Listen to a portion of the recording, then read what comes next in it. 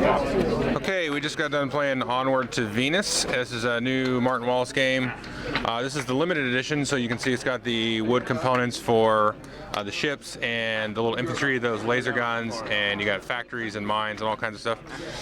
It's pretty interesting because it's kind of got that snatch and grab of like aeroplanes or brass or something, where you're trying to be first in to grab these tiles. Each round we're going to put out a whole bunch of tiles on all of these planets. The planets make up the board, and then you can have factories on planets, and you can basically spend your money to build tanks. You see the tanks there, or ships and infantry and all kinds of good stuff.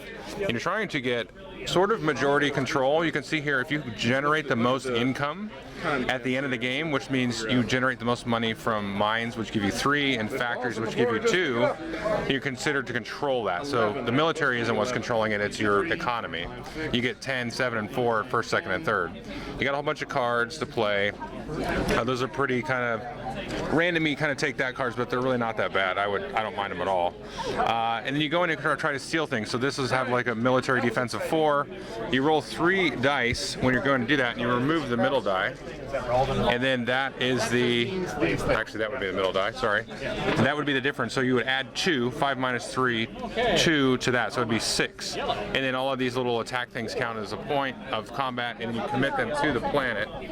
And you do that, and you can add cards to add more combat and stuff. And then if a tension tile comes out, then you can steal a factory or mine from another player. So the combat's kind of controlled, but it's more of a race to snatch things.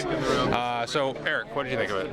I liked it quite a bit. I thought the cards were really meaningful. It added a lot to the game, and it's pretty easy to pick up. I'd definitely play it again, and I think it's kind of a light war game for sure, and it plays that way. So yeah, I enjoyed it. Dan? I liked it, even though I got crushed. He didn't get crushed out of it.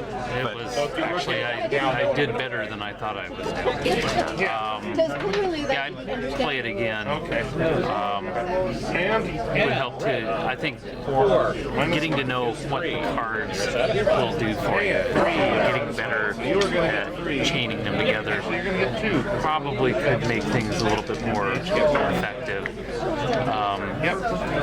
But yeah, it's fairly light as war games go, and the randomness didn't work out real well for me. There were some horrible dice rolls for me at the beginning, but yeah, I was actually surprised at how close the scores were. Because it felt at times like it was pretty close.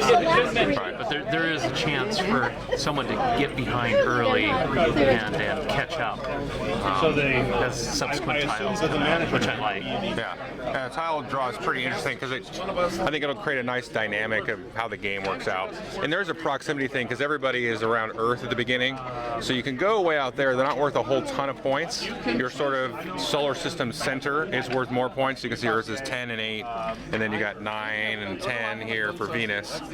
But you can spike out there like our friend Zach did and sort of take control of those areas, which are a little bit harder to get to. So what did Zach think?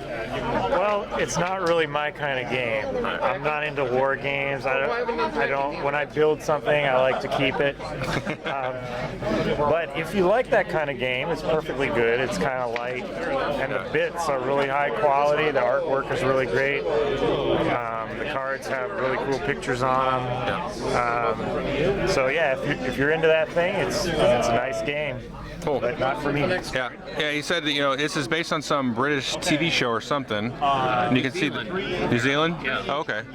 So it's got a lot of caricatures and things from that, sort of a steampunk, somewhat sci-fi mix of a game.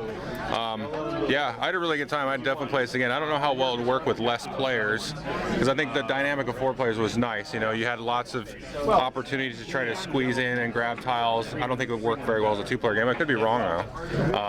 But I like the dynamics of the tiles coming out and all that stuff.